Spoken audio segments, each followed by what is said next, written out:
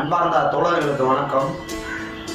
நேற்று புதுச்சேரியில் மேலக்கோட்டை குப்பம் பகுதியில் மீனவர்களுக்கும் ஆதி திராவிடர்களுக்கும் நடந்த மோதல் அனைவரும் அறிந்த ஒரு உண்மை.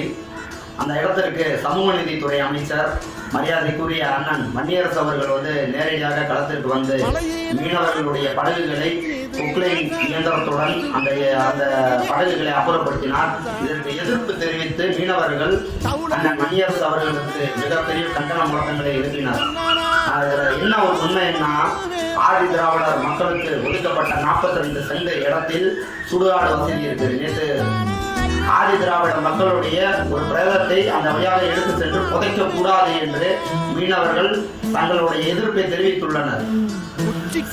அந்த மக்களுடைய பிரேதத்தை கூட எடுத்து செல்ல விடாமல், புதைக்க விடாமல் அந்த மக்களுக்கு கடும் எதிர்ப்புகளை தெரிவித்து பயங்கர ஆயுதங்களுடன் அந்த ஆதி திராவிட மக்களை இந்த மீனவ சமுதாயம் மிரட்டி இருக்கிறார்கள்.